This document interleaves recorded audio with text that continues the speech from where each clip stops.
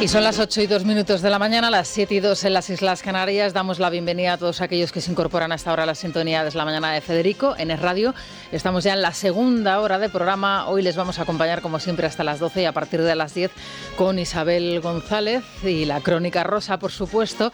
Y de nuevo, valorando y analizando el notición del año que ha saltado a las portadas de los periódicos de tirada nacional, a los informativos, por delante de noticias políticas de calado como es la separación o la ruptura del año entre Isabel Preisler y Mario Vargas Llosa. Ya saben todos ustedes que a partir de las 10, territorio Isabel González, y a partir de ahí todos los datos, no se lo pierdan porque está muy pero que muy interesante este nuevo culebrón con el que despedimos el año. Bueno, dicen muchos que es la noticia del 22, así que no se pierdan los detalles. Bueno, les cuento que hoy va a seguir siendo un día lluvioso, va a llover prácticamente en todo el país. Las precipitaciones van a ser especialmente persistentes en el norte, en concreto en Galicia, además allí con viento fuerte, así que precaución, por favor, si tienen que coger el coche, sobre todo a primeras horas de la mañana. Las precipitaciones, como les digo, en toda la mitad norte peninsular, y a medida que vayan pasando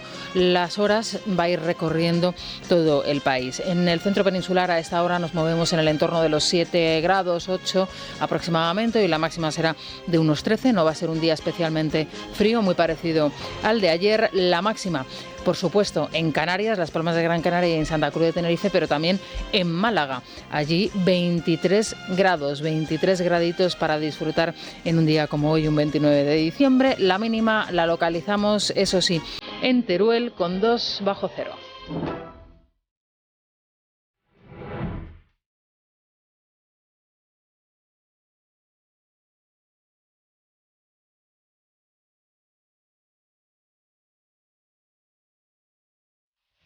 Bueno, ya les adelanto que a partir de las 8:30 tenemos nuestra tertulia hoy con Alejandro Vara y con Juan Carlos Girauta, y que a partir de las 9:20 de la mañana vamos a hablar con Adrián Vázquez. Muchos de ustedes estarán diciendo, Adrián Vázquez, ¿quién es Adrián Vázquez? Bueno, pues Adrián Vázquez, ya les cuento yo, que es uno de los candidatos a la Secretaría General del Partido Ciudadanos, o lo que queda del Partido Ciudadanos. Ya saben ustedes que hay dos candidaturas, una de ellas liderada por Adrián Vázquez, es la candidatura oficial, la que cierra Inés Arrimadas en este periodo, digamos, de desaparición paulatina de la política que está desarrollando la que fuese lideresa de la formación, y hablo en pasado porque es evidente que está dando paso a unos nuevos nombres, a unos nuevos rostros, y la que está liderada por Edmundo Val. Se tendrán que ver en ese proceso, digamos, de primarias, y a partir de ahí veremos a ver qué es lo que sucede, si Adrián Vázquez lidera o lleva el partido hasta su desaparición, o si a partir de ahí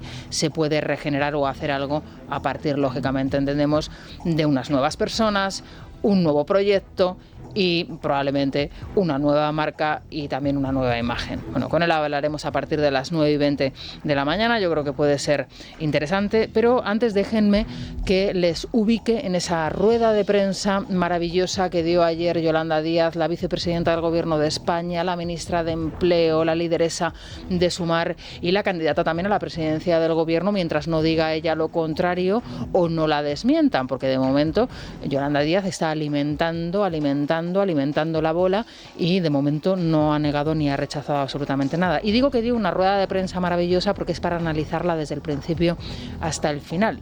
La vicepresidenta, desde luego, dio muestras solventes de su incompetencia y también de decir que de su mala educación, porque en conversación con un periodista de Expansión que de manera muy respetuosa le estaba planteando a la ministra una serie de preguntas, ella, bueno, pues como diría Rosalía, respondió muy despechada. En fin, escuchen la valoración que hacía, su valoración particular de lo que ha sido esta legislatura, lo que llevamos de legislatura, este último año, Yolanda Díaz. Decirlo aquí, que somos un gobierno de coalición. He dicho antes que me siento orgullosa de formar parte de él, lo voy a decir, creo que es el mejor gobierno de la democracia, el mejor gobierno de la democracia. No sería capaz de relatarles, a pesar de que tengo buena memoria, la cantidad de normas que hemos aprobado a pesar de una pandemia, a pesar de una guerra, a pesar del volcán de La Palma, a pesar de multitud de catástrofes. Fíjense ustedes, para Yolanda Díaz, el mejor gobierno es el que más normas hace. el que más reglas o nuevas normas impone a los ciudadanos, a pesar de desastres naturales, COVID, etcétera, etcétera. No sé si en esos gobiernos incluye también Yolanda Díaz los gobiernos autonómicos y regionales, pero ahí es nada, ¿eh? Yolanda Díaz habla del actual gobierno, el que por muchos ha sido calificado el peor gobierno de la democracia y además probablemente en el peor momento, como el mejor momento de estos 40 años de democracia. Yo a las 7 les recordaba, porque ella no lo hacía, en las leyes que tiene en su honor haber aprobado este gobierno, pero no me voy a extender más, no les voy otra vez a volver a aburrir, simplemente les resumo en una acción del Ejecutivo lo que puede determinarse como el peor gobierno de la democracia, que es aquel que acumula 5 sentencias de inconstitucionalidad por las leyes que ha aprobado. Este gobierno tiene 5 fallos que decretan inconstitucionales 5 normas que ha aprobado, entre ellas 2 estados de alarma y el cierre del Congreso de los Diputados. También, por supuesto, la entrada de Pablo Iglesias en el CNI, el nombramiento de Rosa María Mateo como presidenta de Radio Televisión Española, pero nada más y nada menos que 5 fallos de inconstitucionalidad, 5 sentencias que decretan inconstitucionales sus normas.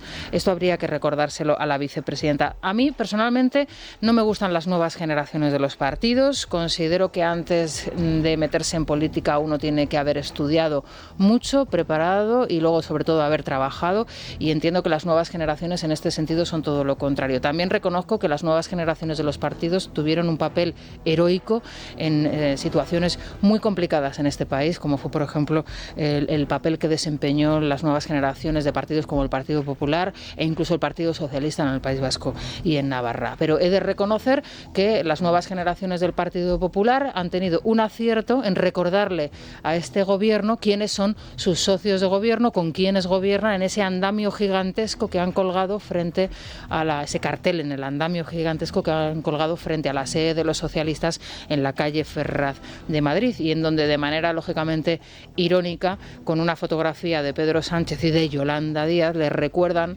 al Ejecutivo y les felicitan las Navidades también a sus socios, Otegi, Rufián, Echenique, Yolanda y Montero. Esto se lo han copiado de alguien del PP, esto de colgar un cartel gigantesco enfrente de la sede de los socialistas, se lo han copiado de alguien que ocupa hoy un alto cargo dentro del Partido Popular. No voy a decir quién, pero es una anécdota que aquí hemos contado mucho. En fin, que me parece que efectivamente está bien recordarle al gobierno con quién gobierna, para que se dé cuenta de Yolanda Díaz quién es el mejor gobierno o quién representa al mejor gobierno de la democracia según ella. Bueno, Federico siempre dice que España va en lo político camino del Perú y en lo económico camino de Argentina. Él habla de la argentinización de España. Esto a los oyentes que nos escuchan aquí en España y que son argentinos, a muchos de ellos he de decirles que no les sienta bien, porque ellos entienden que ellos representan otra Argentina y la verdad es que tienen parte de razón. Ellos, algunos, prefieren que hablemos de la peronización de España. Bueno, pues puede ser, permítanme que lo utilice. Pero refiriéndonos al Perú, bueno, pues escuchen ustedes en qué proceso ahora mismo están en el país. Ayer, declaración del expresidente Castillo, ya que se ha dejado 5 días de barba desde la prisión. Bueno, pues declaración ante los jueces. Escuchen lo que decía el presidente golpista. Yo jamás he cometido un delito de rebelión. No me he levantado en armas. Tampoco he llamado a levantarse en armas a nadie. Pero sí debo decir que quien se levantó en armas para acabar con la vida de más de 30 peruanos es el actual gobierno, teniendo como saldo más de 20 desaparecidos y más de 200 heridos. Pido que se reflexione y se vea cómo esta injusta prisión preventiva que se me ha impuesto solo ha servido para polarizar a nuestro país. Todo lo que se hace en contra mía y todo este proceso no es más que una venganza política. Pido cese el odio y solicito mi libertad por ser un justo derecho. Bueno, esta es la declaración que todos los peruanos han podido ver en las últimas horas y que ahora mismo están todos ustedes escuchando, acusando Castillo a Dina Boluarte, también representante del que fuese su gobierno, de haberle depuesto a él, de haber dado ella un golpe al Estado. Pero fíjense que Pedro Castillo habla de rebelión, un delito de rebelión. ¿Se dan cuenta ustedes que esto que ha hecho Pedro Castillo con una de las nuevas normas promulgadas por el Ejecutivo, el mejor de la democracia, según Yolanda Díaz en España, no le hubiese llevado a prisión? Porque ese Código Penal ha sido entregado a los golpistas, que lógicamente han acabado con el delito de malversación y el de sedición. ¿Se dan cuenta ustedes? Bueno, pues esto es lo que estamos consiguiendo en nuestro país.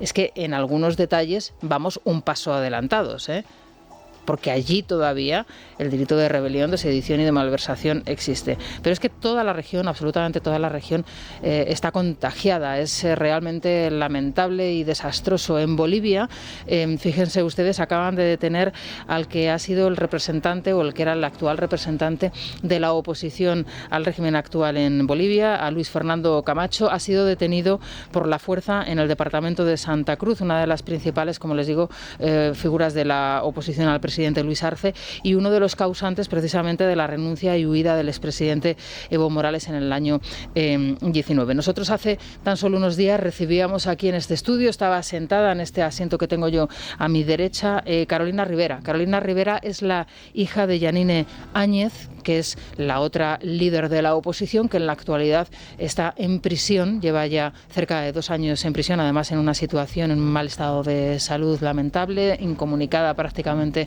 no puede comunicarse con su hija, no puede hacerlo, solo lo hace a través de su hijo. Y lo que está haciendo Arce en Bolivia es exactamente lo mismo que han hecho otros golpistas y otros dirigentes totalitarios en estas regiones. Es el caso, por ejemplo, de Nicaragua, es el caso, por ejemplo, de Venezuela. Es detener a todos los líderes de la oposición para que haya solamente una voz totalitaria. Escuchen lo que denunciaba Carolina y también lo que decía Graciela Ortiz, que es una trabajadora del gobierno de Santa Cruz, donde ha sido detenido precisamente el líder de la oposición. En Bolivia no existe el Estado de Derecho.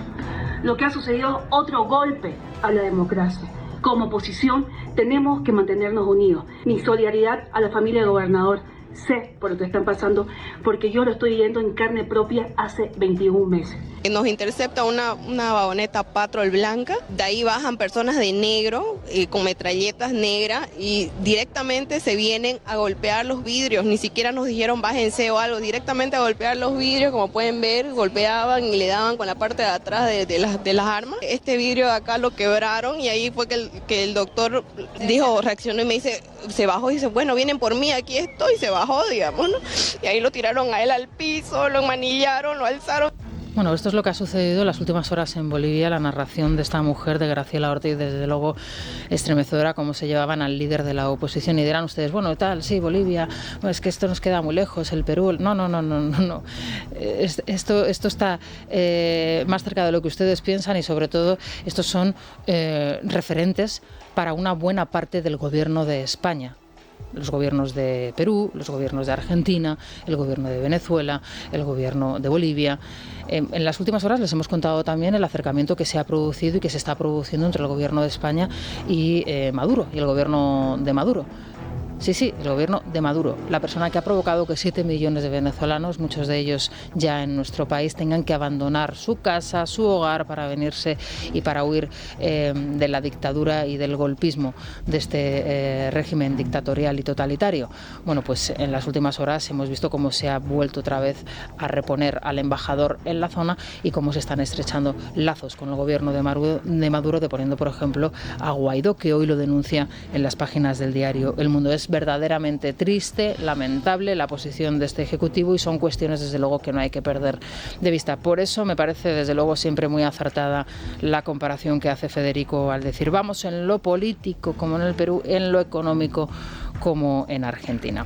En fin, en lo judicial veremos a ver hacia dónde vamos. Con Sergio Heras vamos a contarles pues las últimas noticias que han llegado a la redacción y que pasan precisamente por ese intento en el que está ahora mismo el Partido Partido Socialista y el Gobierno en concreto, que es enforzar una reunión con los populares para esa renovación del Consejo General del Poder Judicial. De momento parece que el Partido Popular ha aprendido la lección, no está dispuesto a tropezar de nuevo en la misma piedra y ha dicho directamente no. Así que vamos con ello. Sergio Heras, buenos días. Buenos días, Rosana. El PP no se sentará a negociar la renovación del Poder Judicial mientras el socio preferente del Gobierno sigan siendo Bildu y la Esquerra. Así lo aseguraba Esteban González Pons en Es la Noche de Dieter, al tiempo que reclamaba al Ejecutivo que retire a sus dos candidatos, José Manuel Campo y Laura Díez. Bolaños lo consideraba una broma. Da igual la sensibilidad que tengan, no es que sean de sensibilidad progresista, es que son de mandato sanchista. Y bueno, son dos dentro de un tribunal en el que espero que sean conscientes los magistrados de que se juegan el prestigio de la propia Constitución, porque el tribunal está para amparar a las minorías, no para amparar a las mayorías. Mientras ellos mantengan la esclavitud moral a la que les somete Esquerra Republicana, es imposible sentarse. Mire, me parece que el Partido Popular quiera nombrar a los dos magistrados del Constitucional que designa el Gobierno, cuando gobierna el Partido Popular y cuando gobierna el Partido Socialista, pues es poco menos que una inocentada. Bueno, les decía anteriormente que vamos a ver en qué queda, porque también está en liza la presidencia del Tribunal Constitucional. Se habla de Cándido Conde Pumpido, lógicamente, como el favorito del Gobierno, pero ojo, porque la nueva situación con los dos nuevos vocales que han sido elegidos podría cambiar el asunto, y ya se habla también directamente de María Luisa Balaguer, que también es de corte izquierdista, como la nueva presidenta del Tribunal. Un tribunal, desde luego, tiene una ardua tarea por delante, porque fíjense ustedes la cantidad de leyes que están recurridas. Les cito de memoria, pero ahí tenemos la ley del aborto, que lleva más de 10 años recurrida, tenemos la reforma laboral, tenemos la eutanasia, en fin, tenemos la ley CELA, la que ha acabado directamente con la educación en nuestro país, tenemos la referente al castellano en las escuelas catalanas. Bueno, todo esto con un Tribunal Constitucional bueno, pues nuevamente formado. Veremos a ver en qué queda, porque son unas leyes fundamentales y con una carga ideológica absoluta para el Gobierno, para el partido en el Gobierno. Bueno, reposada la información, reposadas las medidas que han sido aprobadas por el Ejecutivo para esa superación de la crisis, como a ellos les gusta llamar, ese tercer paquete de medidas, la verdad es que uno cada vez se asombra más, porque se da cuenta de que esa ayuda de 200 euros va a ir a parar a gente que a lo mejor no es la que más lo necesita, y al mismo tiempo, bueno, pues este proceso de selección que hace el Ejecutivo no deja de ser francamente llamativo. Además, fíjense ustedes, el Gobierno ya directamente amenaza con pues medidas y sanciones si no se produce esa bajada de precios que ayer se anunciaba. El cheque de 200 euros no podrán cobrarlo ni los pensionistas que hayan visto revalorizada su pensión, ni aquellas familias que estén cobrando el ingreso mínimo vital. Esto provoca una criba natural que beneficia a aquellos convivientes que no tienen hijos frente a las familias numerosas con mayor cesta de la compra. Hasta 4 ministros del Ejecutivo alertaban ayer de que estarán muy vigilantes con las distribuidoras y que se ha dado aviso para actuar de inmediato a la CNMC en el caso de que alguna no colabore. Escuchamos a Reyes Maroto, a Luis Planas, a Nadia Calviño y a María Jesús Montero. Vamos a crear, y viene también hoy en el Boletín Oficial del Estado, un observatorio de precios que nos permita efectivamente controlar. Confiamos en la palabra, evidentemente, del sector, pero vamos a estar vigilantes, y eso significa que también hay medios por parte de la distribución de los distintos supermercados, hipermercados, de mostrarlo, ya sea en el ticket de la compra, reflejando, por ejemplo, lo que era antes y después de la disminución del importe del IVA. Pero yo confío en que el sector, que además es muy consciente de que tienen una responsabilidad especial en este momento, colabore y transmita esta bajada de los precios que va a notarse inmediatamente en los bolsillos de las familias españolas. Y si no, la Comisión Nacional de Mercados y de la Competencia va a tener una indicación muy clara de vigilarlo, y habrá sanciones si no se cumple. Para ello vamos a hacer un seguimiento de cómo este tipo de productos se comportan este semestre a partir de esta rebaja del 4% del IVA que se plantea a lo largo del mismo, y también la CNMC tiene competencia para que si detecta en algún momento que se produce alguna actitud no deseada por parte de las empresas, pues se pueda actuar de inmediato. Bueno, claramente ayer era el argumentario que manejaban los miembros del Gobierno. Esto se llama amenaza. Esto se llama amenazar directamente a los comercios, pero seguro que han echado ustedes en falta a alguien. Al ministro del ramo, el ministro Garzón. ¿Dónde está el señor ministro de Consumo? Es el único que no habla, debe estar comiendo carne. o no, que él no come carne ni pescado tampoco. Bueno, pues el ministro de Consumo sigue desaparecido. Tampoco es que le esperemos, pero bueno, digo yo que algo tendrá que decir al respecto. Bueno, atención a la noticia que les vamos a contar a continuación. Recordarán que ayer yo les comentaba que por primera vez y después de 47 asesinatos, el Ministerio de Igualdad había considerado que era la cifra oportuna, y discúlpenme si estos términos que utilizo no son los adecuados, pero es que la realidad es así de cruda, para convocar de manera urgente ese gabinete, digamos, para valorar qué es lo que está sucediendo, o de análisis de lo que está sucediendo con los asesinatos de mujeres en nuestro país. 47 sí, 46 no.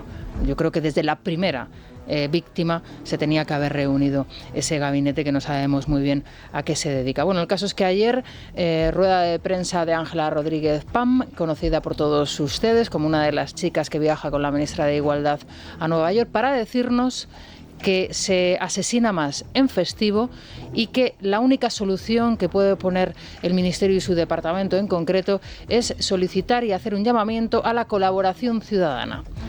Vamos, que el vecino que escuche un grito o una situación que pueda considerarse de violencia doméstica, que esté con la oreja bien pegada y que llame a las autoridades para que actúe en ese momento. Con el presupuesto millonario que tiene el Ministerio de Igualdad y en concreto este departamento, nos está pidiendo la colaboración ciudadana para acabar con esta lacra y con estos asesinatos de mujeres. El año pasado recordarán ustedes que era el COVID. El COVID era lo que había provocado el post-COVID, o la situación de post-COVID había provocado el aumento de los asesinatos. Ahora son los festivos porque hay más convivencia. Bueno, y a partir de ahí, ¿qué? Pues pongan ustedes soluciones, pero no apelen a la colaboración ciudadana para solucionar lo que es responsabilidad suya. Esa es la justificación a la que se ha acogido la secretaria de Estado de Igualdad, Ángela Rodríguez Pam, que son días festivos de mucho riesgo. Así ha justificado que diciembre sea el mes en el que más ha aumentado los asesinatos en lo que va de año, 47 total, 11 tan solo este mes. El gobierno sitúa ahora la responsabilidad en la población porque dice también tiene un papel que cumplir. Extrememos la precaución, estamos en una situación de alerta y por tanto es nuestra tarea como instituciones, para también de toda la ciudadanía de este país, una ciudadanía que está comprometida en la lucha contra el machismo, intentar llegar a tiempo y evitar que pueda haber más casos en los próximos días. Vamos, que los responsables de que al final se produzca un fatal desenlace podemos ser ustedes y yo, porque no hemos sabido ver o no hemos estado especialmente atentos ante una situación de especial vulnerabilidad. Esto es lo que nos quiere decir la secretaria de Estado. Pero ojo, que hay otro dato que el Gobierno se empeña en ocultar, y permítanme que aquí se lo demos. Saben ustedes que no se puede dar ni la nacionalidad del asesino ni tampoco su origen. Bueno, pues de los asesinatos que se han producido en lo que llevamos del mes de diciembre, que son 8 asesinatos, al menos 4 de ellos se han producido por agresores, por asesinos pues de otras nacionalidades. El de ayer en Bilbao, el del lunes en Soria, el de Calahorra y el de Granada. El agresor y la víctima, en este caso los dos, eran de origen latino. Bueno, esto también puede ser un patrón, ¿no? Que habrá también que informar de ello y habrá también que denunciarlo y advertirlo, ¿o no? ¿O el patrón es el festivo? ¿La nacionalidad del asesino no es un patrón? Bueno, estos datos son los que nos da, por ejemplo, el Instituto Nacional de Estadística. A fecha de noviembre en España ha habido 37 víctimas de violencia de género, 25 agresores habían nacido en España y 12 habían nacido en el extranjero. Sin embargo, si nos fijamos en el padrón, vemos que los extranjeros residentes en España suponen el 11,6% de la población total, frente al 88,4% de las personas que tienen nacionalidad española. Esto acredita, proporcionalmente hablando, que los asesinatos son más frecuentes entre la población extranjera. Este patrón se repite desde el año 2018. Todos estos años la mayoría de los asesinos tenían nacionalidad extranjera. El Instituto Nacional de Estadística también revela una relación entre el aumento de ciudadanos extranjeros en ciertas comunidades y el mayor número de crímenes machistas en dichas regiones. Bueno, la pregunta que yo me hago y que les traslado a todos ustedes y que por supuesto voy a trasladar también a los contertulios es por qué este dato se oculta. Es porque este dato no se puede dar. ¿Por qué no puede estar aquí el origen de todos los males? y tiene que estar en otras circunstancias. Bueno, la realidad es esta. Al mismo tiempo, fíjense ustedes, como no podemos solucionar el grave problema que tenemos, los culpables son también ustedes. Trasladan la responsabilidad a la población. Bueno, así funciona este gobierno. Son las 8:26 de la mañana, las 7:26 en las Islas Canarias. Vamos a hacer una pausa y enseguida volvemos. Es La Mañana de Federico. Sergio, vamos a recordar el teléfono, el audio WhatsApp donde pueden los oyentes hacernos llegar sus opiniones. En el 648 91 92 60, hay que decir que ya lo recogías al principio, Rosana, las declaraciones de ayer de Yolanda Díaz diciendo que son el mejor gobierno de la democracia. Estoy seguro que los oyentes tienen mucho que decir sobre ello y también probablemente sobre el traslado de esa manifestación, defensa de la Constitución del 21 de enero, esa forma un poco torticiera que se puede decir de la delegación del gobierno ha justificado el traslado a Cibeles, pues no sé qué pensarán al final, si al final lo dejan pasar como incluso los propios organizadores han dicho y lo importante es movilizarse e ir a Cibeles, pero es verdad que es un poco extraño de la forma que lo ha argumentado la delegación del gobierno. Bueno, hay que denunciarlo, quieren quitarle todo el simbolismo que tiene Colón, la importancia de Colón es evidente a juzgar por estas decisiones. Ya ha pasado hace 4 días en las celebraciones del Día de la Constitución. Directamente Meritxell Batet se llevó la celebración de Colón a las puertas del Congreso de los Diputados porque Colón significa algo y Colón significa la unión de las derechas que puede acabar con el gobierno de extrema izquierda que tenemos ahora mismo en España. Pero bueno, son cuestiones muy interesantes. Los oyentes habrá que estar pendientes, eso sí, de si es verdad esa manifestación que hay ese mismo día y a la misma hora, que es lo que justifica la delegación. Por supuesto, y mañana con Rosa tendremos ocasión, lógicamente, de hablar de este tema. Bueno, pues vamos a hacer, si te parece. Ya saben que nos pueden dejar sus notas de voz en el 648 91 92 60. Muy bien, pues vamos a recordarles ese teléfono y al mismo tiempo vamos a hacer una pausita muy breve y enseguida comienza ya la tertulia con Vara y con Girauta. Es la mañana, es radio.